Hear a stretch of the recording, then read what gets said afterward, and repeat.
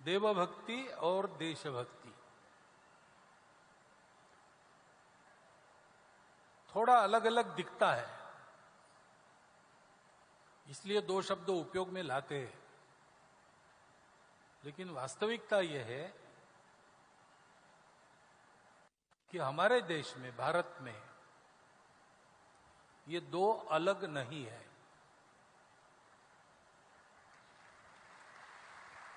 एक ही बात है। जो वास्तविक भक्ति करेगा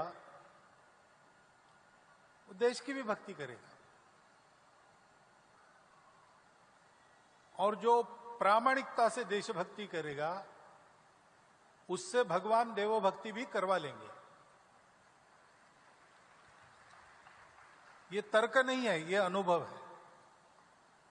ऐसा होता है क्योंकि हमारा भारत देश बना कैसे, किसी ने बनाया तो है नहीं। कितने वर्षों से भारत नाम है, बहुत प्राचीन समय से, शायद इतिहास भी तब तक जागा नहीं था। वो भारत बना क्यों? इसीलिए बना। शिव शंकर जी आदि गुरु है, तो सबके अंदर जो एक तत्व है उसको जानने के 108 रास्ते सबको सिखाने वाली शिव जी है। अलग अलग पद्धतियां, 108 प्रकार की। मनुष्यों की प्रकृति अनेक प्रकार की है, तो सबको एक ही रास्ता सुहाता नहीं है। रुचि नाम वैचित्र्यात रुजु कुटिल नाना पतयुताम। रुचि वैचित्र के कारण, सबकी अलग अलग टेस्ट होने के कारण, सीधे साधे सरल, टेढ़े मेढ़े कठिन, अनेक प्रकार के रास्ते हैं।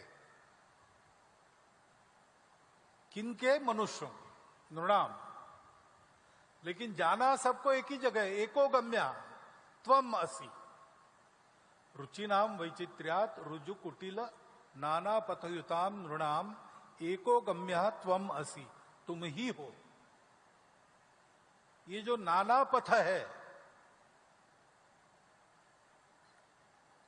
इसके उद्गाता एक तरह से शिवजी है। सारी मानव जाति सत्य को पाकर उसका कल्याण हो, इसलिए तपस्या भारत में हुई है। और उस तपस्या का सार जो अंदर की वस्तु मिल जाती है, तो जानते हैं कि जो हम में है वो सब में है, और जो सब में है वही मुझ में है। तो हमारा आपस में संबंध है, प्रत्यक्ष रिश्ता है, हमारा कॉन्ट्रैक्ट नहीं है। बच्चों को हम इसलिए नहीं पढ़ाते कि वो बड़े होकर हमारी सेवा करें। वो नहीं करेंगे तो भी पढ़ाना हमारा काम है, क्योंकि वो हमारे अपने हैं।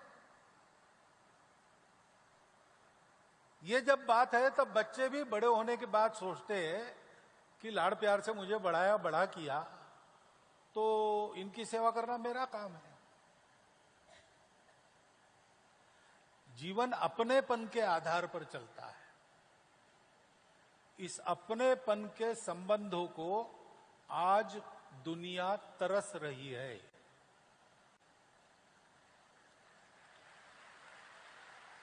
क्योंकि 2000 वर्षों से जिस प्रभाव में दुनिया चली, वो प्रभाव अधूरी बात पर आधारित है।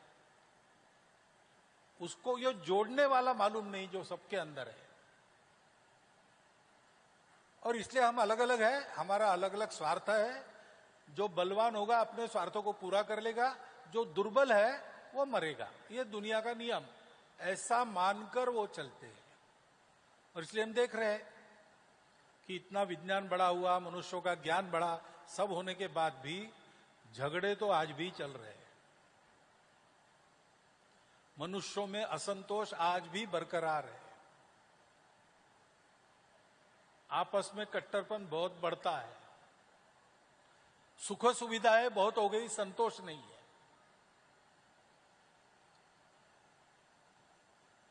विकास बहुत हो रहा है, पर्यावरण खराब हो रहा है। तो ये सारा देखकर दुनिया अब लड़खड़ा रही है, उनको रास्ता नहीं मिल रहा है। रास्ता कहां है? रास्ता यही है, शिव जी के पास है।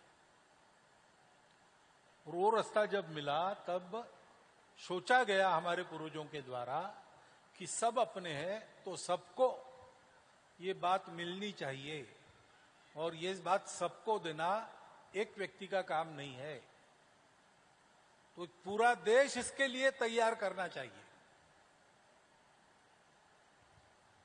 इसलिए बहुत बड़ी मात्रा में गांव तक, जंगलों तक, झोपड़ी झोपड़ी तक हमारे पूर्वजों ने ज्ञान का प्रबोधन किया और पूरा एक देश ऐसे बनाया जिसका जीवन देख के दुनिया समझ जाए।